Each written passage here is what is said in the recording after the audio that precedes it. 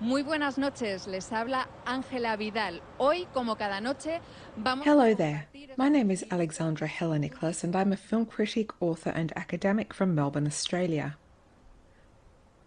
I've written 8 books on cult horror and exploitation films, including the 2015 book Found Footage Horror Films Fear and the Appearance of Reality, published by McFarland. No se me ven esta mano, ¿no? Needless to say, then, the film that we're watching now together is very much in my wheelhouse, and obviously I write a fair bit about Rec in this very book. Les habla Ángela Vidal. Hoy mientras But more than that, I want to less formally flag from the outset, stepping away from my work as a critic and a researcher, that this is really just a close to perfect found footage horror film.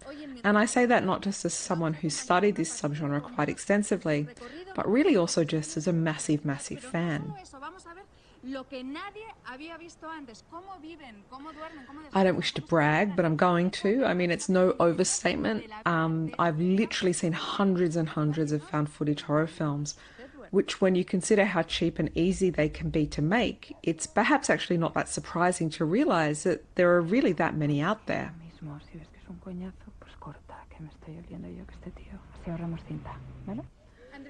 The bulk of these obviously have not received anywhere near the kind of major distribution of films like Rec or Blair Witch Project or Paranormal Activity. A lot don't have formal distribution at all and are just popped up on YouTube or had self-releases or very small straight-to-DVD releases.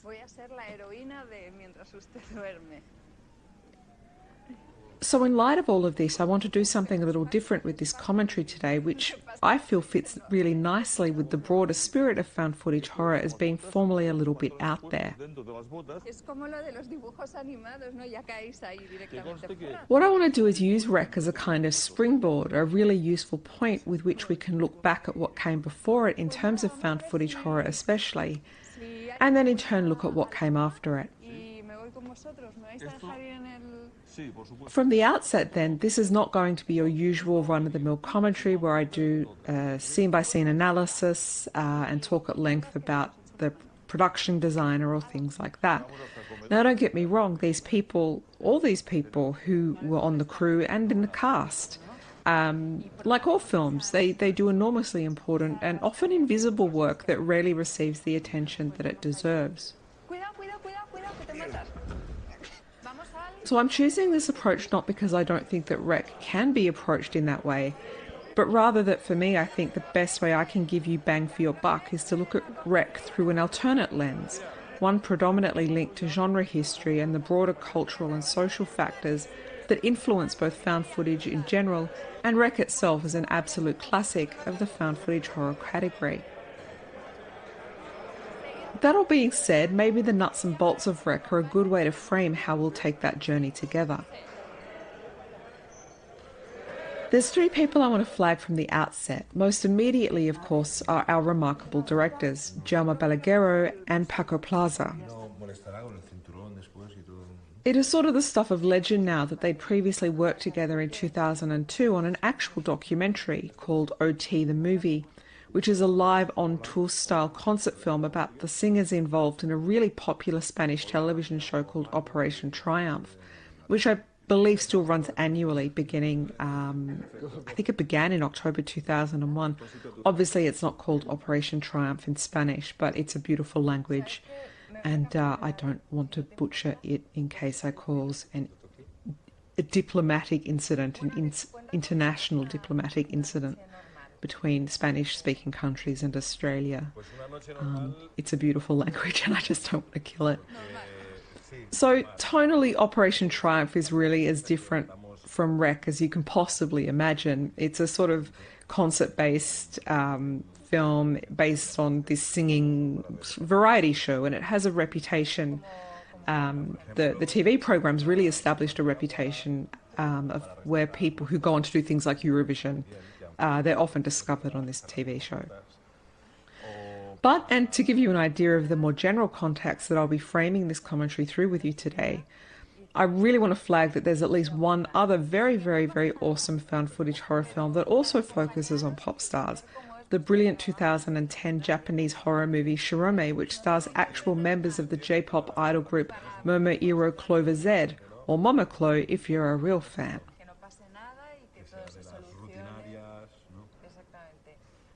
Back to our directors. Balaguerro began his career as a journalist working in film, and in the early 90s made a few short films.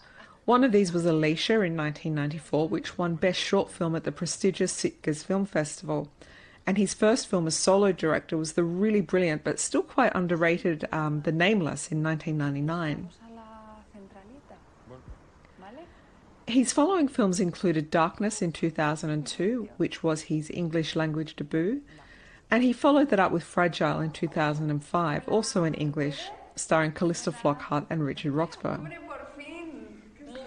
He did some horror stuff on TV, and through this background alone, I think we can see how he was moving towards Rec, which was his fourth feature.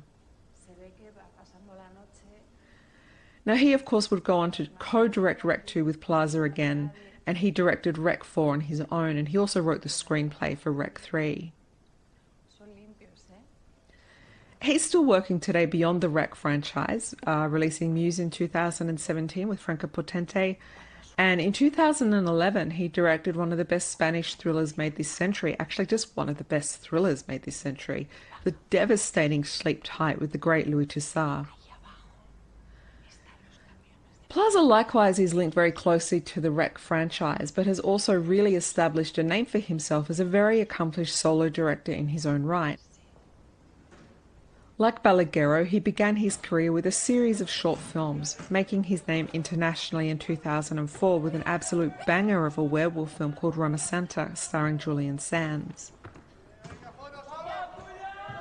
He would co-direct Rec 2 with Balaguerro and direct Rec 3 by himself, before continuing with further solo filmmaking adventures, including Veronica in 2017, which had its world premiere at the Toronto International Film Festival, and I believe more recently got picked up by Netflix, so you may have in fact seen that. It's very good too.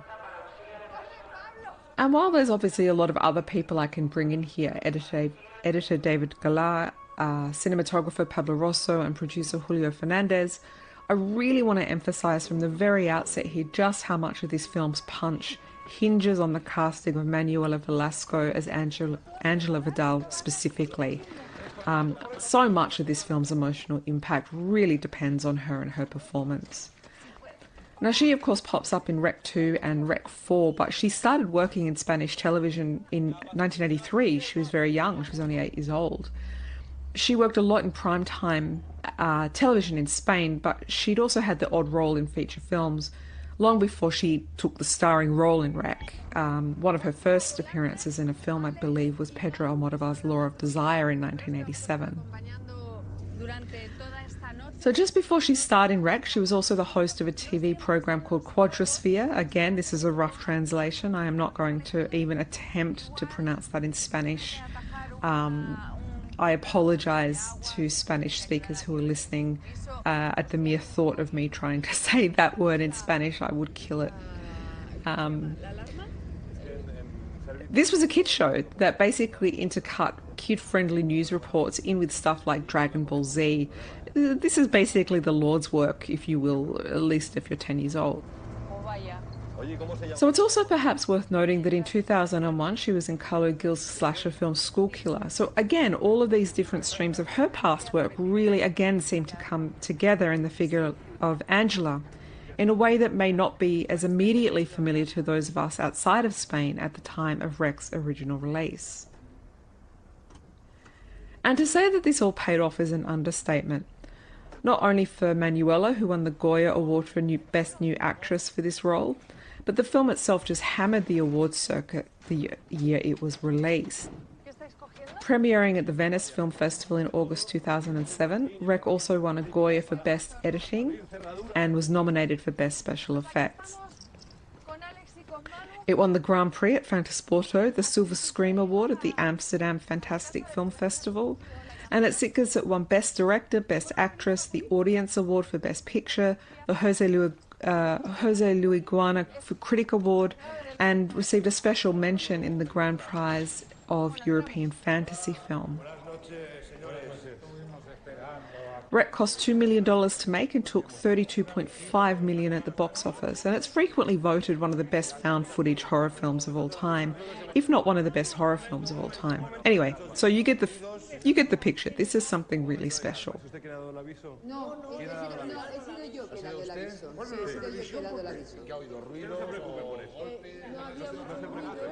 So before we cast a broader net to position just precisely where Rec is placed in found footage horror history, it might be worth drilling down a little bit into the film itself to articulate precisely what makes it so special, to try and put our finger on what made this particular film, at this particular moment, such a big deal.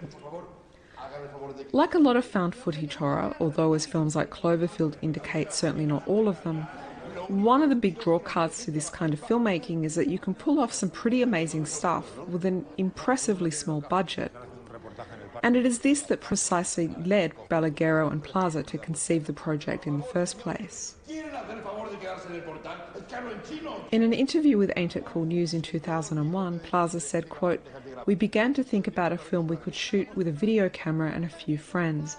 And that was where we became more and more obsessed with the idea of doing something small, something we could control 100%. They were openly influenced by the success of the Blair Witch Project and earlier works like Ruggero Deodato's Cannibal Holocaust and even the Cops parody episode of The X-Files. And of course they were also influenced by late-night Spanish TV shows that were just like While You Were Sleeping, which were really popular at the time.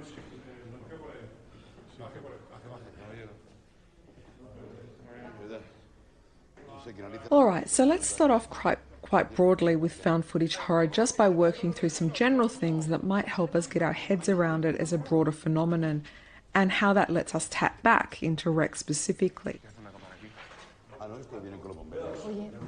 If we're looking for a basic definition to work with, Scott Meslow at The Atlantic wrote, quote, "The found footage genre is built on the conceit that the movie was filmed not by a traditional omniscient director, but by a character that exists within the film's world and whose footage was discovered sometime after the events of the film." Now look, I might have one or two things there that I'd probably debate or tweak on in terms of technicalities, but I do think as a starting place it's a really solid, useful definition for our purposes today. So to state the obvious, to say that found footage horror was a really big deal in the early 2000s is an understatement. Because they had an aspect of democracy to them in terms of who could make them, really anyone with a camera, amateur or professional, there was an absolute glut of these movies. And what I find really interesting still about found footage is that some of the very best examples, like the real knock it out of the ballpark ones, weren't necessarily made on even remotely big budgets. I'm thinking here in particular of the incredible YouTube series Marble Hornets, which ran from 2009 to 2014, which combined found footage horror with internet creepypasta and the figure of Slender Man, who was named the Operator. They renamed him the Operator in the Marble Hornets series. To this day, I genuinely still think Marble Hornets is easily top 5 found footage horror things I've seen. It still absolutely scares the hell out of me. And this was made by a bunch of guys in Alabama who I think literally made the first series around $500.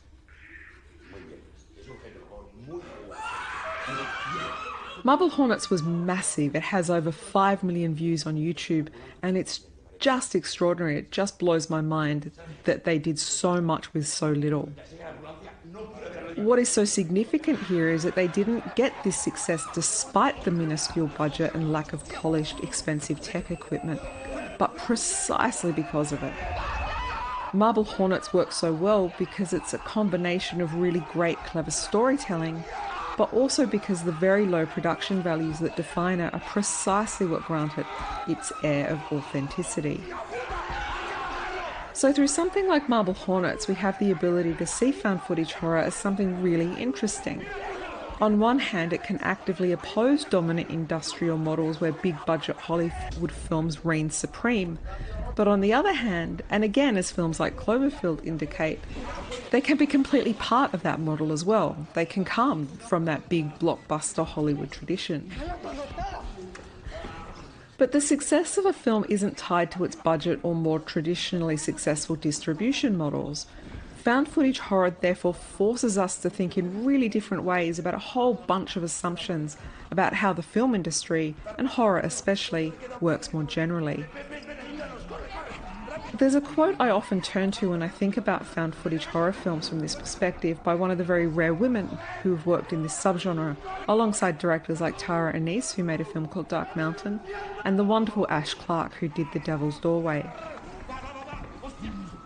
In an interview in 2010, Amanda Gusak, who directed a film called In Memoriam, said the following about found footage horror, quote, "The thing that makes it compelling is that conventional rules of films are suspended, at least until that convention eventually becomes oversaturated.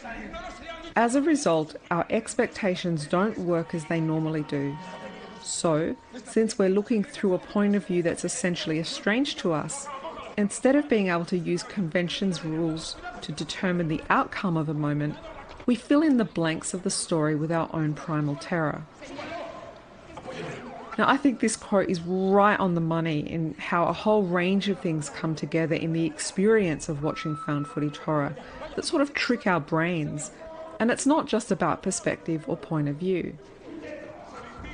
The aesthetics that define found footage horror and give it its defining look are of course one of the features that, when tied to exposition in the plot, I mean people literally saying things like, oh, we're documentary filmmakers, or oh, we're filming this going away party, etc., grant these films their sense of authenticity. It's precisely that shaky handheld camera footage or watermarked surveillance feed, etc., that renders the actual visual content of these films immediately recognisable as having a connection to something we might loosely define as real, which of course lies in direct tension with what is largely, although not solely, the focus in these films, which is usually on the supernatural or the fantastic. So I'll talk about the Blair Witch Project a lot more shortly, but I do think that there's a certain irony that the reason the people involved in that blockbuster didn't go on to massive stardom is precisely because it looks so real. No one thought of it as a really impressive creative work, which of course it was.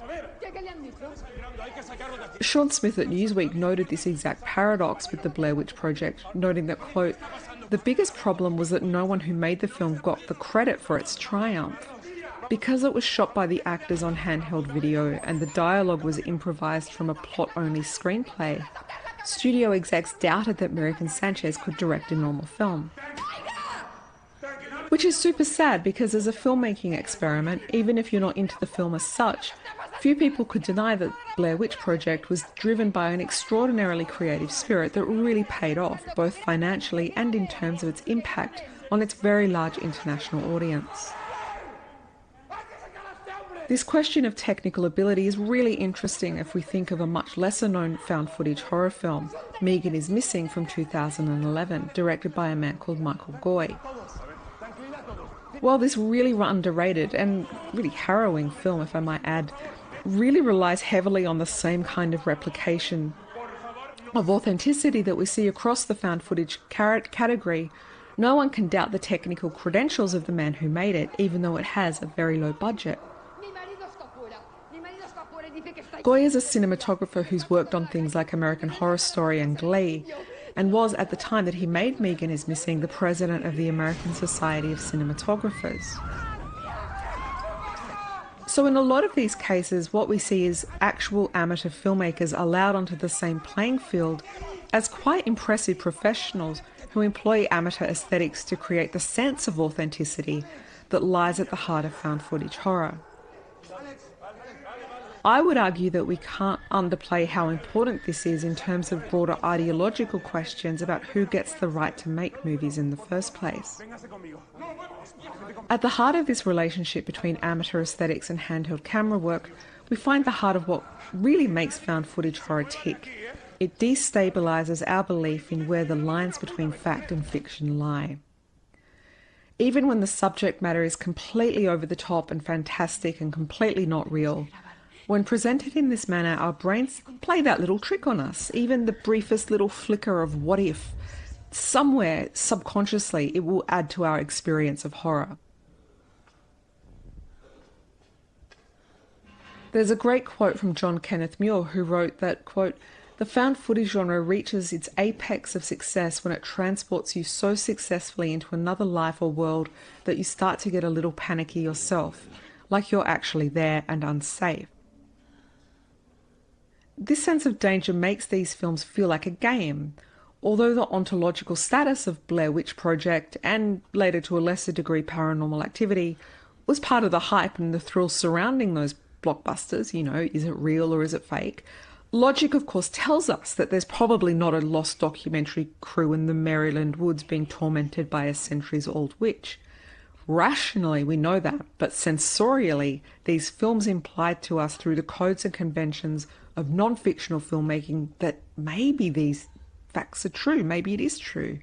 And it's exactly this game, this tension, that makes found footage horror such a buzz for those of us who are really into them. It's like there's just a group of us that found footage films. It's almost like they're jacked into our brainstem. I'll quote from my own book here where I wrote, "These films are exciting to watch not because their events may or may not have happened, but from the formal innuendo that if they did occur, this is how they might look, seemingly filmed as they are on the same ubiquitous consumer-grade technology that many of us have ourselves." The paradox and power of found footage horror is that its particular type of realism hinges explicitly upon exposing itself as a media artefact. That so much found footage horror films looks like something that we could film ourselves puts us potentially in the heart of the action in a very, very sensory, very unconscious way.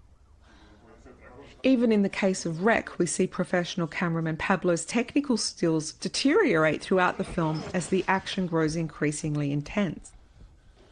And it's not just the cinematography or the way the camera is used in these films that adds to this, but the often deteriorated, low-grade or interrupted stream of the footage itself. Even so-called glossy found footage horror films like Wreck, or with a much higher budget again, Cloverfield, films like this are marked by disruptions and glitches that add to the sense of authenticity, raising the stakes of the game we play when we watch found footage horror. Academic and theorist Laura U. Marks wrote about video images in a way that I think is really interesting for us to think about in terms of found footage horror, noting that these glitches and hiccups are read in our brains as being, quote, insufficiently visual, so our other senses take over to help fill in the blanks. As Marx notes in the terrain of more highbrow or experimental video art, that dominant sense is frequently the sense of touch, which adds even more to that experience of watching horror films and, you know, that cliche of having goosebumps, that physical sensation that is not attached to the orthodox dominance of sound and vision. Angela Dalianas has applied these ideas to horror specifically, arguing that, quote, "This bodily relationship is all the more marked in that the cinematic body, the audio-visual fictional world presented to us, reflects and amplifies the experience of the horrified, suffering and volatile bodies within the narrative space." In found footage horror, we feel this in a quite literal way through the very aesthetics of the films themselves. These movies often bypass our intellect and go straight for our sense memory of experiencing media itself. Not just how fact and fiction are technically distinguished in traditional media, but also through the very aesthetics and material qualities of lower grade, or made to look lower grade, film aesthetics themselves.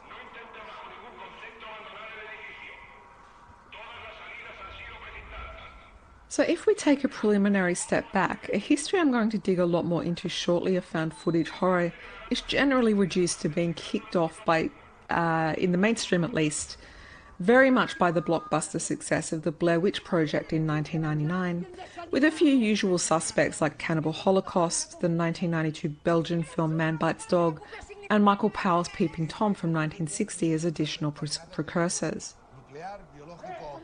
There's obviously much more to it than this, and in some instances, some very specific European predecessors overlap very directly with Wreck, and what it does, I think, what they do absolutely deserve to be more formally acknowledged. I think we really need to know more about one of these in particular, a French series that I'll get to shortly.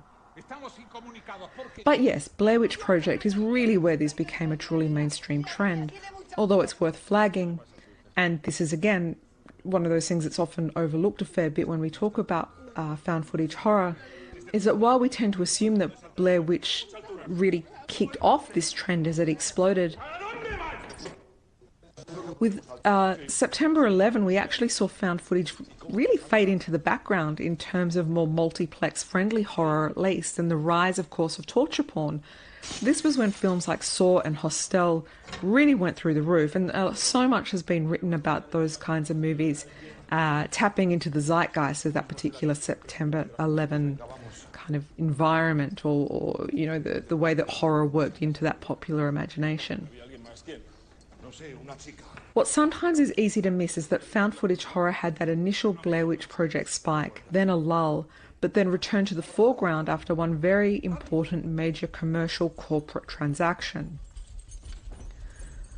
Although YouTube was founded in 2005, it wasn't until it was purchased by Google in 2006 for $1.65 billion, thank you very much, that the kind of amateur filmmaking aesthetics we tie so closely to found footage horror became really mainstream, like seriously mainstream.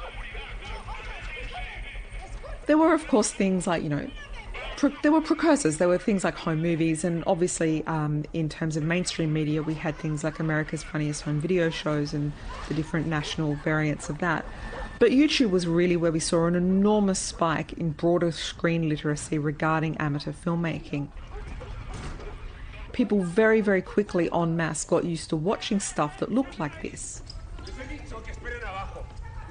This is no small deal when we look at the timeline of when found footage horror saw its post-torture porn renaissance, its second wave.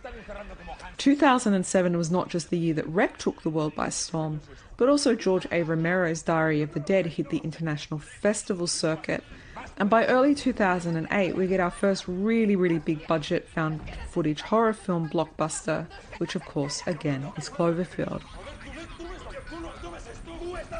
Importantly, while flagging the significance of this particular moment, it's really crucial, I think, to include Oren Peli's Paranormal Activity here. That film has its own quite famous production history and strange story about its release. While it wasn't until 2009 that it hit multiplexes and became a box office sensation, Paranormal Activity, of course, was actually made in 2007, the same year both Rec and Diary of the Dead were released. Now, these weren't the only found footage films released in 2007, but I do think they were probably the two biggest ones. It is worth flagging, however, I think, some other really great films that did come out that year.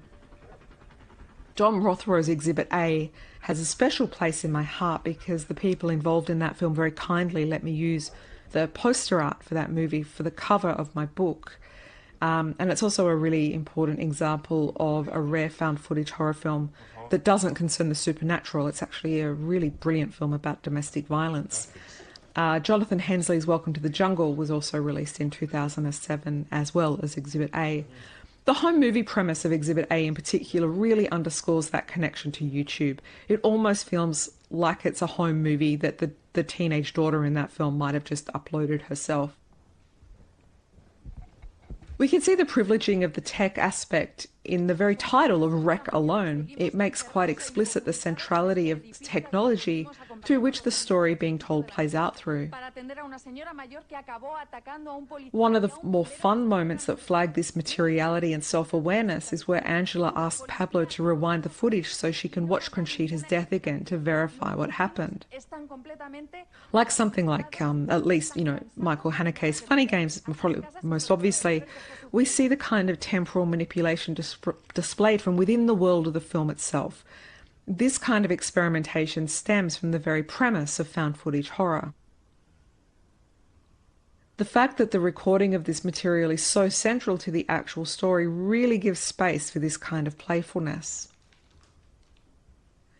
This is one of those things that a self-awareness of the very techness, for want of a better word, that lies at the heart of found footage horror can be seen in a really obvious way. Now, this is not just specific to Rec, of course. Just off the top of my head, there's another really great Spanish found footage horror film that does something similar. I'm thinking here of a film called Atrocious from 2010, which demonstrates a similar ability to move back and forward through time when its story's timeline is disrupted by a crime scene, photos of a crime scene, and a news story about a crime that we've actually yet to see.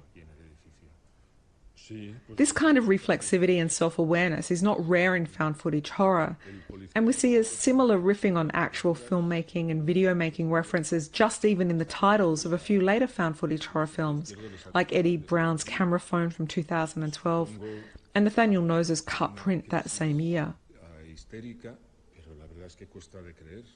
Highlighting the materiality or the video-ness or the techness of these kinds of movies was also something that you could see years before Rec. Again, just in the titles, you know, films like the Video X series, which I think ran from 2003 to 2007, the Mitchell tapes from 2010, most obviously, I guess, is the VHS Anthology series, Tape 407 and Bigfoot the Lost Coast tapes, both in 2012, the Lavenger tapes and Annalise the Exorcist tapes, both in 2011, and Sean Stone's The Asylum tapes that same year.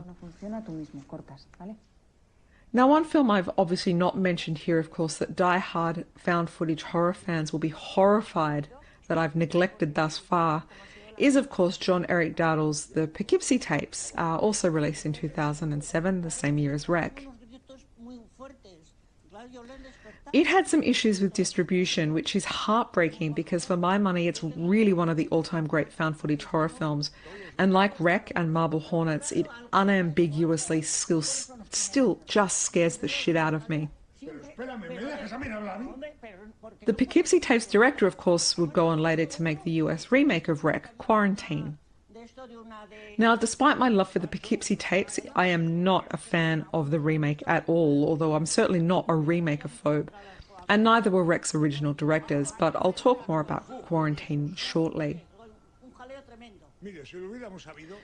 To be fair, however, Dowdall did go on in 2014 to do the found footage film As Above, So Below, which aside from just being a really kind of rollicking good horror film, probably has one of the nicest or most beautiful horror film posters of anything in the genre that year.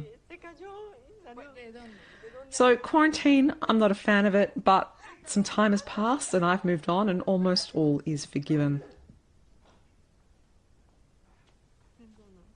So this might be a good point to stop and move back to the Blair Witch Project to try and get a handle on the broader context within which this film and those like it really exploded in popularity at that particular moment in time. Again, it's stating the obvious, but it's really hard to emphasise in retrospect just how massive the 1999 Blair Witch Project was. I mean, this film was an absolute pop cultural phenomenon. It was one of the first movies that really nailed an online viral marketing campaign. People genuinely didn't know if it was real or not. It was on the front cover of Time magazine, they were on Letterman. I mean, it was massive. The original budget has been flagged as anywhere between $200,000 and $500,000, which is just eye-watering in comparison to the close to $250 million it took at the box office alone. And that's not including all the media tie-ins, video games, books, let alone the huge number of parodies it spawned. Everything from the porn film Blair Witch Project to the Scooby-Doo Project episode, both of which frankly have to be seen to be believed. I do confess I'm going off topic slightly here, but I stand by my reasons for doing so. The Blair Witch Project had a number of sequels. These were massively, massively popular adult films. The second in the series, still to today, has one of my all-time favourite parody film titles, The Blair Witch Project 2, Scared Topless. We can only aspire to levels of such creativity. Alright, it's worth spending a little bit of time here on Blair Witch Project, both as a direct acknowledged influence on Rec, but also because of its really central place in found footage horror history more generally. There's been a lot of really great stuff written about 90s horror in recent years that adds a lot more to the nuance of that decade genre output than really what came before it. But certainly in terms of mainstream multiplex-friendly cinema, the 90s, I think it's fair to say, was pretty much dominated by very wink-heavy, postmodern, teen-centric film franchises like Scream, I Know What You Did Last Summer, that kind of stuff. From this perspective, mainstream horror in the 90s really became like an in-joke. It was very, very self-referential in nature. The kind of rawness that the Blair Witch Project introduced at the end of that decade absolutely just can't be underplayed in terms of what a huge tonal shock it was, just in terms of its total lack of irony and its total lack of gloss and its complete absence of famous teen stars. Now, I emphasise here again that I'm talking about mainstream horror. There were, lots of interesting things happening in the 90s. I don't mean to imply that that wasn't the case. The last broadcast in 1998 is probably worth mentioning here, which was a really important precursor that's often been discussed in terms of the Blair Witch Project's success. It's a similarly low-budget film, kind of found footage, supernatural premise, but it didn't end up as one of the biggest critical and cultural success stories of the late 20th century, unlike its very close cousin, the Blair Witch Project, which obviously came out a year later. So what I want to do now at this point is invite you to rethink with me the precise mechanics of what these films actually do in a really fundamental sense. These movies break down our assumption of what is factual and what is fictional. And this strategy has a really broad heritage well beyond film and well beyond horror. To start with, it's worth making clear just what the precise relationship is between the broader category of mockumentary and the very precise way we can approach thinking about a film like Wreck or Blair Witch Project or the hundreds of other films in this category in the context of the broader terrain of documentary study. There's a really foundational theorist in this film called Bill Nichols who came up with a series of what he identified as documentary modes, which allow us to get a specific handle on precisely how found footage horror relates both to mockumentary and to documentary more broadly. These modes include the poetic mode, which are more experimental or avant-garde in their approach, the expository mode or voice of God mode, which is marked by an authoritative singular voiceover that tells you what's what with a very clear mission of framing its version as unarguable fact. There's the participatory mode, which most immediately is seen in the interview format with someone asking questions and someone answering them, where that interpersonal dynamic is really key. There's the performative mode, which amplifies the subjectivity of the filmmakers themselves. And then there's the reflexive mode, which is more postmodern and uses the codes and conventions of documentary not to present a singular vision of the truth, but in fact to do the opposite, to make us question if the truth is even something that can be defined in the first place.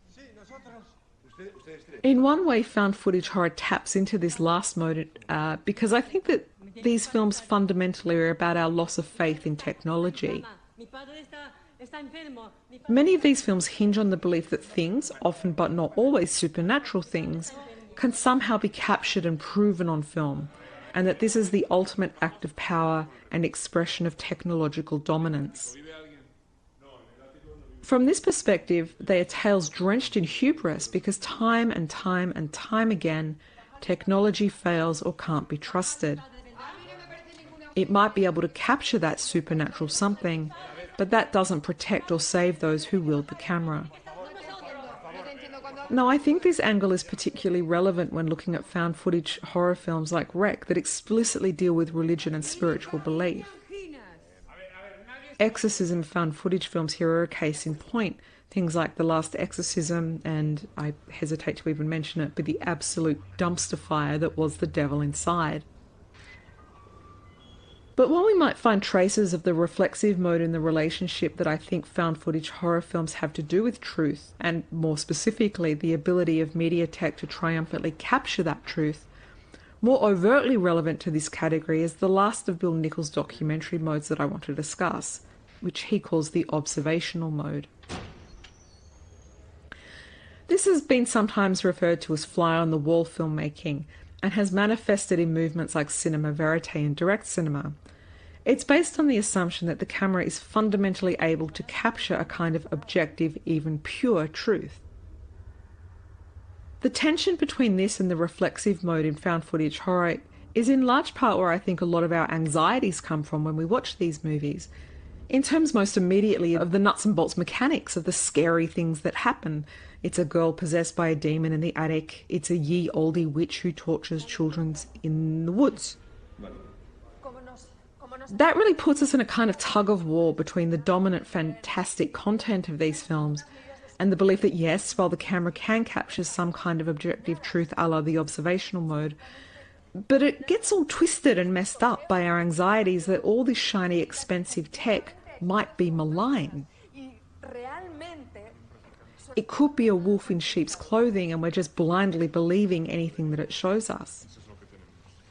At the very least, this tech that we believe is so all-powerful might just not have any power at all, and our faith in it might be completely misplaced. As the reflexive mode suggests, the truth is far more slippery and media tech is far from flawlessly capable of victoriously capturing it, as the doomed film crews in found footage horror so often are themselves. So there's a great quote from Bill Nichols describing the observational mode that I think is really useful for us then in getting a handle on the relationship between mockumentaries and found footage horror. He writes that this mode, quote, affirms a sense of commitment or engagement with the immediate, intimate and personal as it occurs. This also affirms a sense of fidelity to what occurs that can pass on to us as if they have simply happened when they have, in fact, been constructed to have that very appearance. So if we approach found footage horror through Bill Nichols' famous work on documentary then, we can see that these films are kinds of horror mockumentary. This is very much the case if we frame our approach to found footage horror as an entire subgenre built specifically around the observational mode in particular. Quoting Jane Roscoe and Craig Height from their 2001 book Mock Documentary and the Subversion of Factuality, mockumentaries are movies which, quote, make a partial or concerted effort to appropriate documentary codes and conventions to represent a fictional subject. We can see pretty obviously that that applies to found footage horror films. There are other kinds of horror mockumentaries that employ other kinds of documentary modes, and importantly we can have horror mockumentaries that combine a range of different modes, including interviews, video diaries, voiceovers, etc.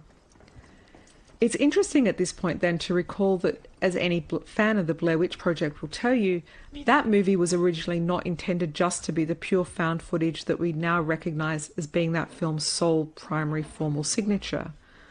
Rather, the promotional film that accompanied that film's release and appeared on the original home entertainment releases as an extra called Curse of the Blair Witch was in fact closer to how the directors first conceived the Blair Witch Project as a feature to actually be.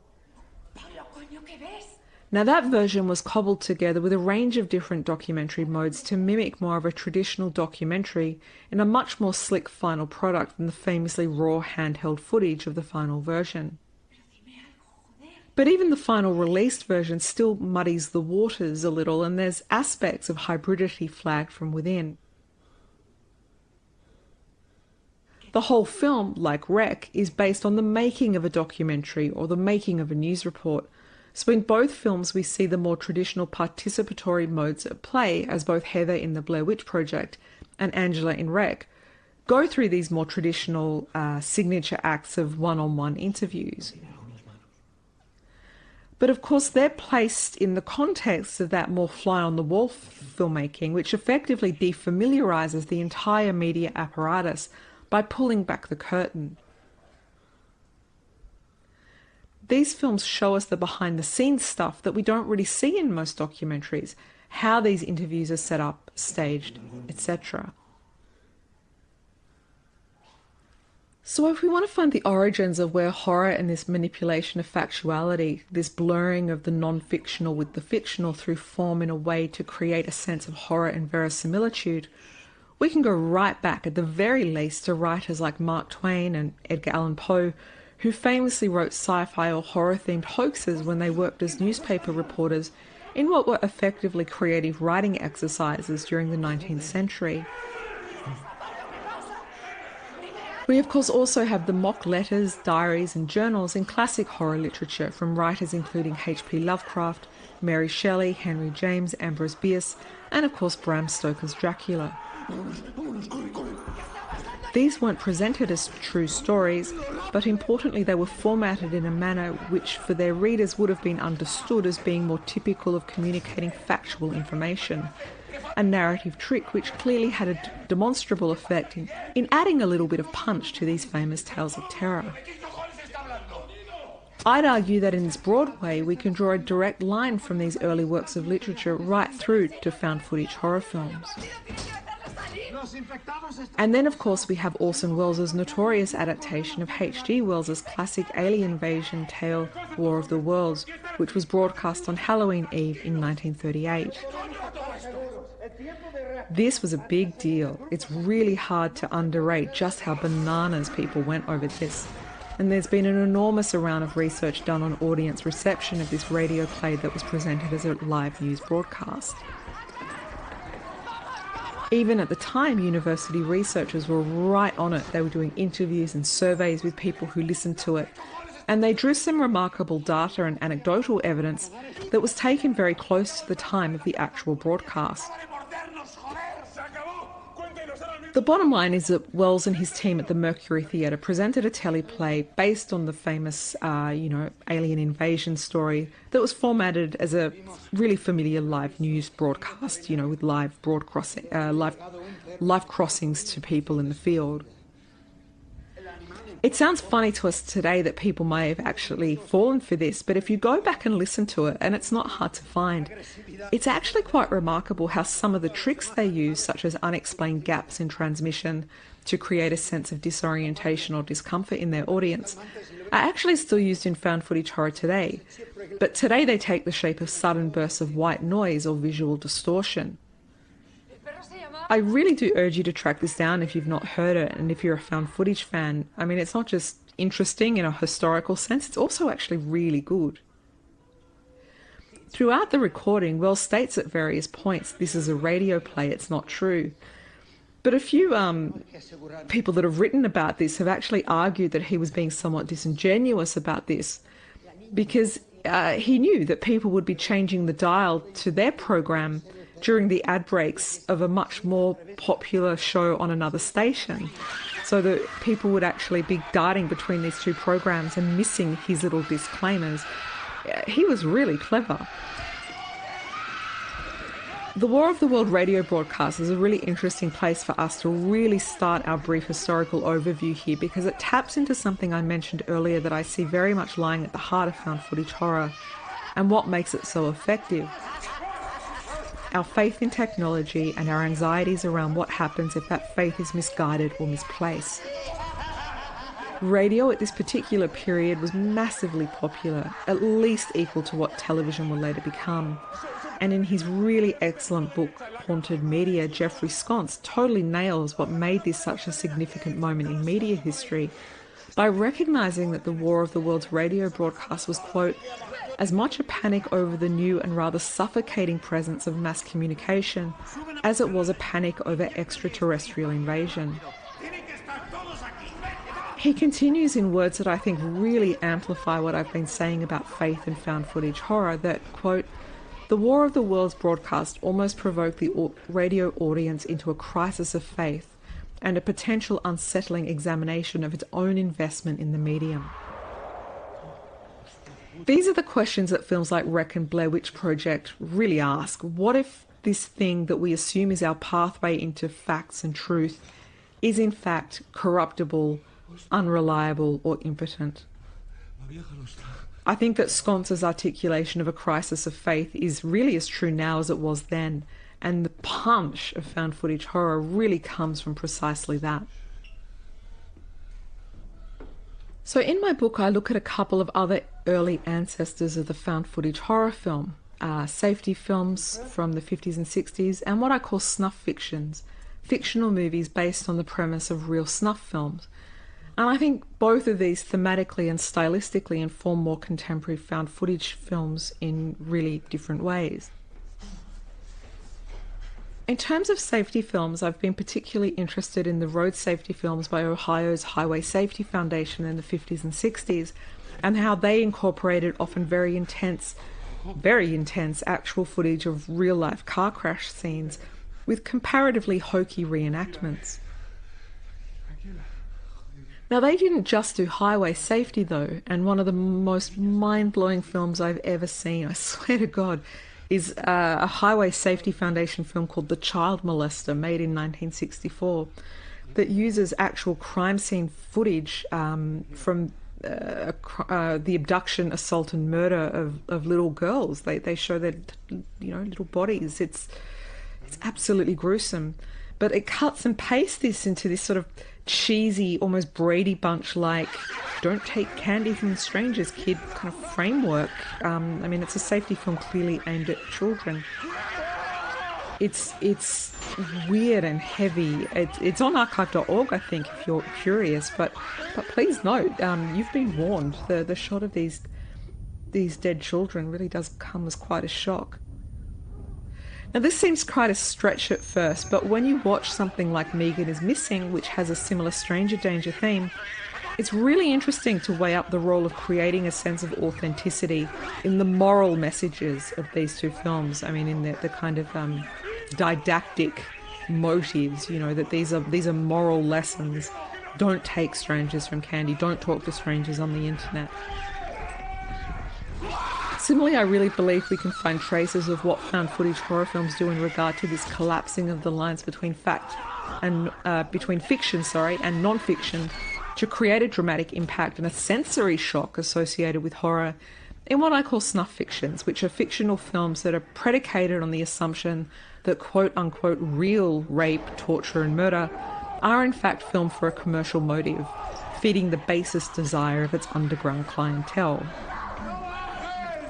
There's a lot of obvious films that tap into this, like Cannibal Holocaust is, Exhibit A, Michael and Roberta Finlay's Snuff, the Japanese guinea pig films, but there's really enough of these films that they form their own little subgenre.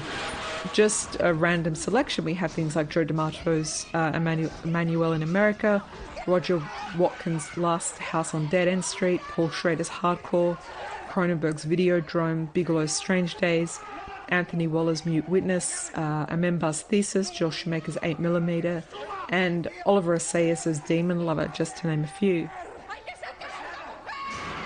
It's probably worth flagging just in passing here two reality TV-style horror movies, things like Battle Royale, Series 7 and slashers, and what I call in my book interface horror, but has since more broadly become known, I think, as they've grown in popularity.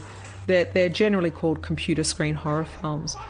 And we can see examples of these as early as the really brilliant and underrated 2002 film The Collingswood Story, which I think is based on ICQ. Taking my mind back there. There's more contemporary versions, stuff like The Den, Unfriended, Host most recently, which is a Zoom horror film. And of course, speaking of Spanish cinema, I cannot let an opportunity pass to give a shout out to Human Dynamo, an all-round very nice person and extremely talented filmmaker, Nacho Vigalondo, and his 2014 film Open Windows.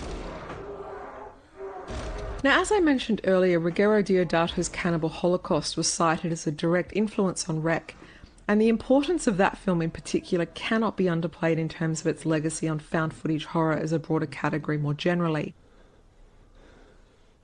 If there's one film that's frequently narrowed down to the starting place of contemporary found footage horror, that's it. It so aggressively pivots on the distinctions between fact and fiction, and its inclusion of literally found footage as a plot device is the material with which made this film so controversial. Framed as it was by the movie that surrounded it, that material did and does still look really authentic, especially the footage of the actual, the animal stuff. I'm not going to go into it, but you've seen the film, you know what I'm talking about. It's pretty gruesome. The Cannibal Holocaust, of course, sits at the heart of the Italian cannibal cycle, with movies like Umberto Lenzi's Cannibal Ferox and Sergio Martino's The Mountain of the Cannibal God, films which have often been linked or seen as the logical outcome of the earlier Mondo films. Cannibal Holocaust had a lot of legal problems in Italy and Europe more broadly. Quite famously, an article in a French magazine claimed that people were actually murdered while they were making this film. Using an old law about animal torture, Cannibal Holocaust was banned after only a month in cinemas in Italy itself, although I think from memory it was finally released a few years later. Cannibal Holocaust was of course also a big film in the video nasties controversy in the UK, based on similar beliefs that it was an actual snuff film. But even if we can step aside from its really significant place in the history of extreme cinema, I think it's quite easy to locate why it's such a fundamental text in found footage horror cinema. I mean, aside from the fact that it's literally a story based around finding footage that is extremely horrifying, it's also a masterclass, perhaps inadvertently, perhaps deliberately, I don't know, of what's at stake if your footage looked too authentic, and it faced very, very real legal challenges because of it. So let's put all this history to the side if we can, because I actually want to jump more fully ahead in time here and focus very specifically on television in the late 80s and 90s. Because presented as Rec is as a TV broadcast that goes askew, I think we have some really concrete precursors to found footage horror films that locate and focus on television and reality-style TV premises especially. This includes stuff like, later found footage horror films, stuff like The Last Broadcast that I've mentioned already, The Vicious Brothers' Grave Encounters, Jonathan Williams' The Burning Moor Incident, Steve Gibson's The Feed, and Alan Kellogg's Seven Night of Darkness. It's just a handful. So mockumentary in general, not just horror or found footage, but more generally, finds its origins located in television with the famous Swiss spaghetti harvest segment on Panorama in 1957, which was presented by Richard Dimbleby. When it aired, it either confused audiences, some people called up wanting to know where they could get their own spaghetti plant, or it infuriated people. They were really outraged that a serious news program would take the piss out of them in such a manner. Peter Watkins' hyper-political docudramas also fed into the collapsing of fact and fiction with his famous works for television, such as the absolutely devastating The War Game in 1965. While not horror per se, it's absolutely chilling in how it presented in a very straight documentary format the fallout of a supposed nuclear attack on the United Kingdom by the Soviet Union. There were other similarly highly charged, nightmarish but not horror docudramas that are worth noting in terms of locating a concrete heritage for Rec beyond the off-cited Blair Witch Project and Cannibal Holocaust examples. For example, Alternative 3 in 1977 tackled climate change and the Cold War, and in the US, Special Bulletin in 1985 concerned domestic terrorism and, again, the threat of nuclear weapons. These Cold War fears also fed into Countdown to Looking Glass in Canada in 1984. And yes, of course, there were more fantastic examples, I guess most famously UFO abduction in 1989. Moving us closer to mockumentary, in the UK was Leslie Manning's very, very famous Ghostwatch, written and conceived by Stephen Volk, which still remains one of the most notorious BBC broadcasts of all time, and still frankly packs a hell of a punch. As its title suggests, format-wise it was riffing on programs like Crime Watch, and Ghostwatch featured a stable of readily recognisable, trustworthy celebrities playing themselves, so there was no reason to believe that what was happening on this reality-style show was anything less than factual, except of course the fact that it wasn't. Following the haunting of the humble North London council house of Pam and her daughters Susan and Kimmy, Ghostwatch was presented as a fun Halloween special with celebrities like Craig Charles on location, with the beloved Michael Parkinson running the show from the studio, doing live crossovers, interviewing supposedly expert guests, and fielding calls from supposedly genuine viewers. Of course, it all goes horribly wrong, and through what is described by one of these experts as creating through the program itself an accidental giant seance, the ghost haunting the North London family spreads through broadcast technology itself into the homes of everybody watching it, and also into the studio where we see lights explode, and at the end it's implied that something supernatural even takes over Parky himself. Now, the outrage that followed Ghostwatch is the stuff of legend, supposedly triggering suicides and leading to the first recorded case of PTSD in a child in the UK. The BBC received about 500,000 panicked, angry or otherwise bewildered calls in the last few minutes of the broadcast alone. Ghostwatch is not just still an extraordinary horror experience, but it's also a textbook case of how blurring fact with fiction can cause that crisis of faith that I quoted Jeffrey Sconce mentioning earlier. Here that faith isn't only in the media as a broader concept, but in the reputation of the BBC and otherwise thoroughly sensible figures like Michael Parkinson. And like the television predecessors I've mentioned here, Ghostwatch also had a distinctly political agenda. This was during the time of the Gulf War, and Volk was fascinated with the gullibility of television audiences and wanted to present a teleplay that revealed that very gullibility. It perhaps worked far too successfully than he'd hoped. It really proved his point beyond what I'm suspecting he ever could imagine.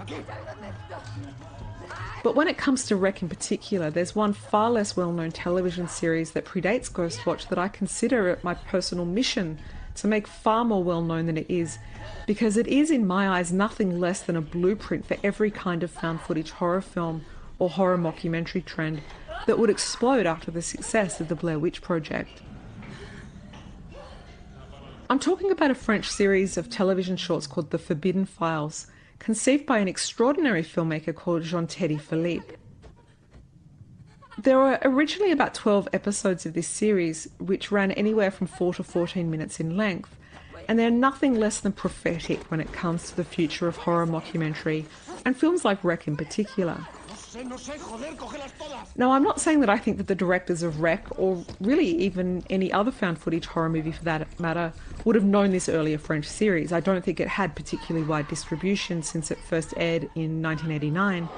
But over the years it's become much more accessible on DVD and online. So each episode is basically a template for different kinds of horror mockumentary that will follow. Each episode is set at a different historical period, takes different modes of found footage from home movies to military recordings, and it uses different languages in different national contexts. But like Ghostwatch and so many of the other television horror mockumentary ancestors to Wreck that I've discussed here, at the heart of the Forbidden Files lies a very ideological mission. Philippe's background was in advertising, and with this series he not only wanted to turn away from commercial filmmaking and try something more experimental, he also wanted to examine more thematically the way that we consume media, often accepting things that fly in the face of logic and common sense. In effect, he wanted to defamiliarise the way that television constructs its own truth, and took a range of different non-fictional and documentary styles to tell supernatural stories to do precisely that.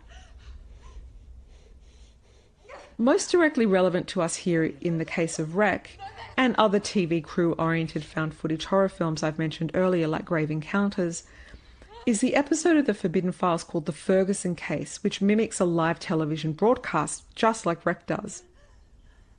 Instead of Angela, we have our journalist for the At Once program on WACN, the premise of which was that the public would call in with issues or problems that they felt should be investigated, and a live crew would take it from there. This episode follows a call from a Mrs. Ferguson at 8:45 p.m. on 15th of May 1989, who says simply, "They've been moving in the darkness for 2 weeks." Without giving away the kicker of an ending here, you absolutely have to see this. It's so good. The program then cuts to the live footage of a journalist and his crew at the property that they've been sent to, and they investigate what may have occurred here that led to this mysterious phone call. It's not a possessed girl in the attic, but it's still pretty great.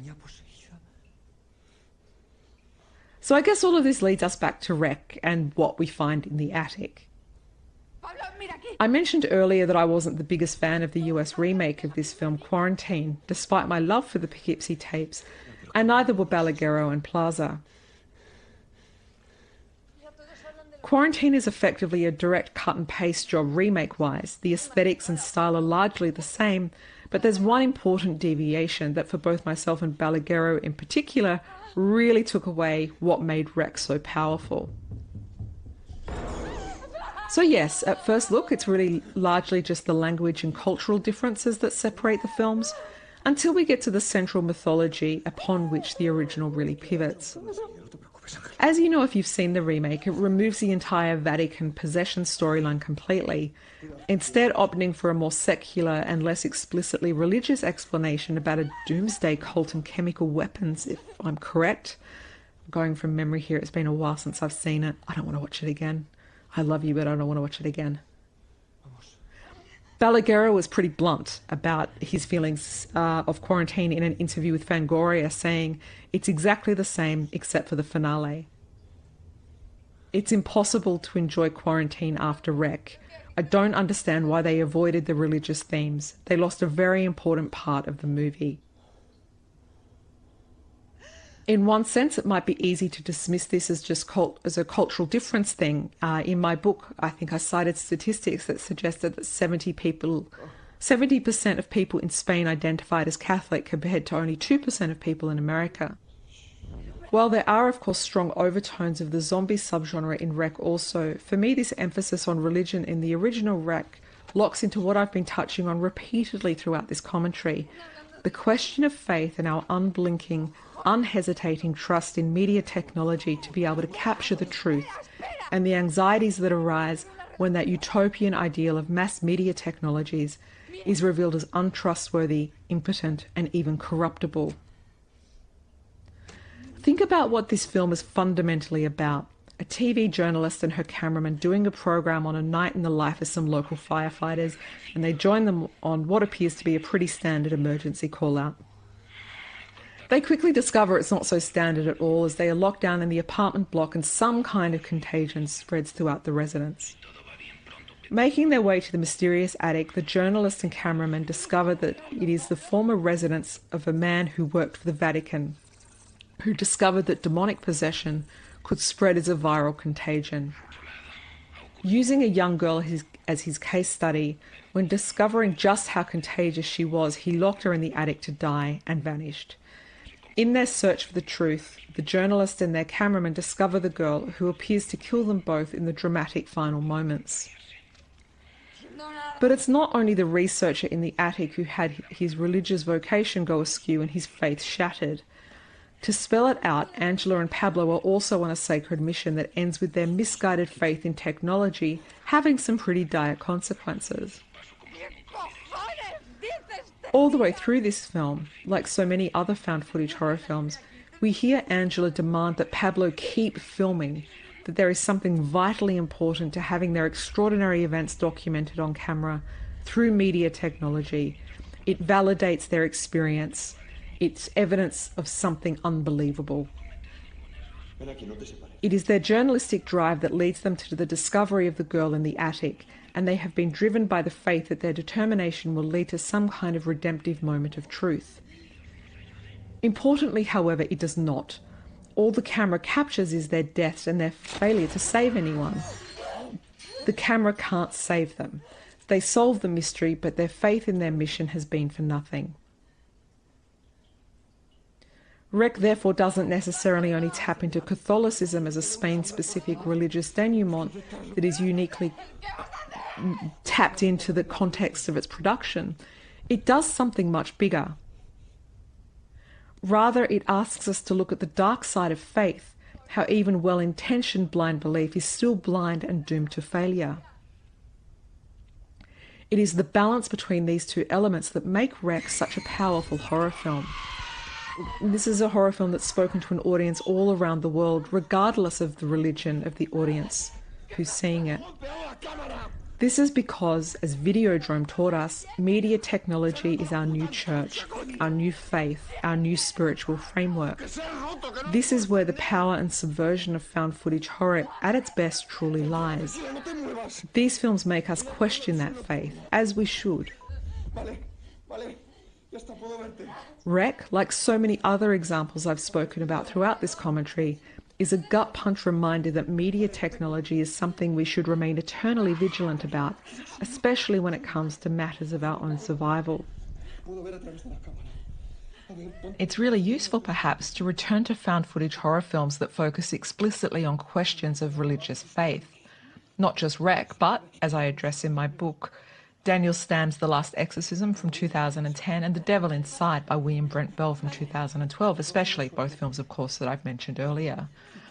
So I want to quote from my book here a little bit because I think it's a pretty succinct way to kind of summarise quite quickly what I'm getting to here about just how fundamental the parallel between really emphatically religious faith is in a film like Wreck, here obviously Roman Catholicism, and this broader faith in technology, a more secular faith that I've been talking about really throughout this whole commentary as lying at the heart of found footage more generally in terms of faith in media, faith in technology, faith in the ability of the media technology to capture the truth. So in my book I wrote, quote, "The demonic possession trope is not uncommon in contemporary found footage horror, as demonstrated by some of its biggest titles like VHS and the Wreck and Paranormal Activity franchises." Nicholas Schreck's 2001 book, The Satanic Screen, An Illustrated Guide to the Devil in Cinema, 1896 to 1999, traced the origins of demonic forces in films right back to the earliest days in movies, such as Georges Méliès's The House of the Devil from 1896 and The Student of Prague by Stellan Rye with Paul Wegener in 1913, celebrating it as an enduring cinematic trope. Exorcisms have proven to be particularly powerful in terms of both their visceral effect on horror audiences and also the box office allure, demonstrated clearly, I guess most obviously, by the blockbuster success of William Friedkin's The Exorcist in 1973. While The Exorcist is considered widely to be the starting point of the exorcism subgenre and places it firmly within a Roman Catholic tradition, many of its signature features appear over 30 years earlier in the Jewish exorcism movie The Dybbuk by Mikhail Vazinski in 1937. My apologies again if I butchered your lovely name and language. Back to my book, quote, "However, it is in the two recent mainstream examples, which were then mainstream, that I'm writing about here, The Last Exorcism and The Devil Inside. But again, I think we can tie this into Wreck, where these concerns most clearly manifest through their diegetic filmmakers' faith in both technology and the documentary project itself, to reveal an intrinsically moral quote-unquote truth about the existence of good and evil." So I continue in my book. When the exorcism trope is deployed in contemporary found footage, filmmaking technologies themselves are granted an additional divination quality to expose the fact, again in inverted commas, of demonic possession. In different ways, technology fails its mission to provide clarity on the subject of demonic possession and exorcism that its diegetic inclusion might otherwise suggest. So the punch of my argument really is this, quote, "In these movies, technology and the documentary project are exposed as fundamentally incapable of clarifying the moral terrain of the exorcism film," unquote.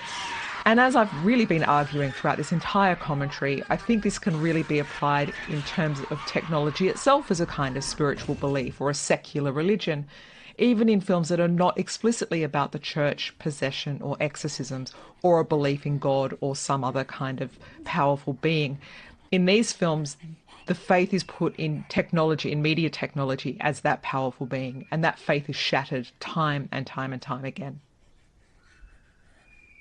My name is Alexandra Heller Nicholas. Thank you for joining me for this last hour and a bit to talk about what is straight up one of the best horror films of the 21st century thus far.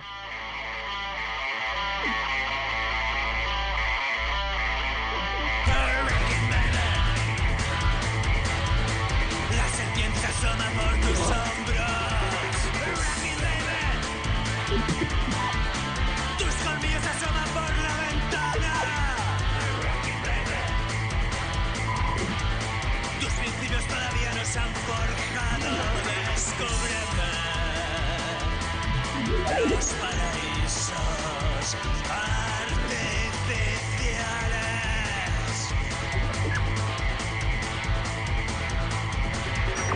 Rockin' baby.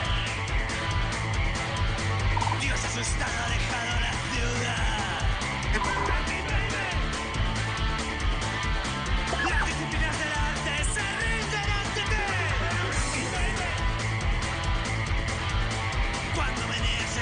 culito tan experimental has heredado el movimiento del vudú, del vudú.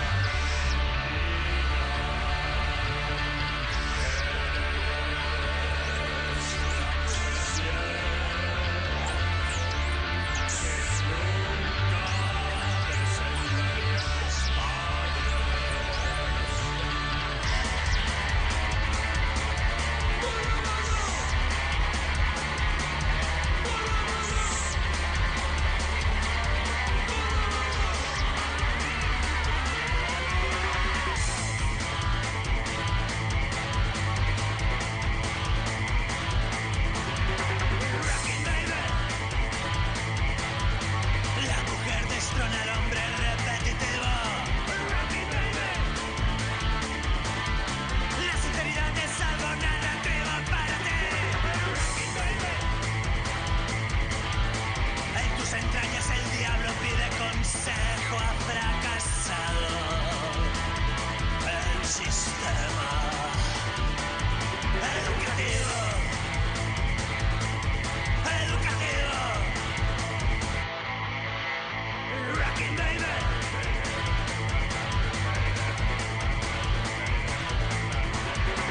Rockin' baby.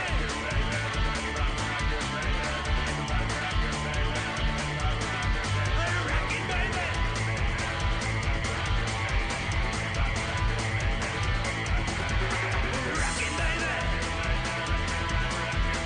Rockin' baby. Rockin' baby. Rockin' baby. Rockin' baby. Rockin' baby. La serpiente se asoma por tus hombros. Rockin' baby. Tus colmillos se asoman por la ventana. Rockin' baby. Tus principios todavía no se han forjado. Descúbreme los paraísos artificiales. Rockin' baby. Dios asustado ha dejado la ciudad. Rockin' baby. Las disciplinas del arte se rinden ante ti. Rockin' baby. Cuando meneas ese culito tan experimental has heredado el movimiento del vudú, del vudú. Rockin' baby.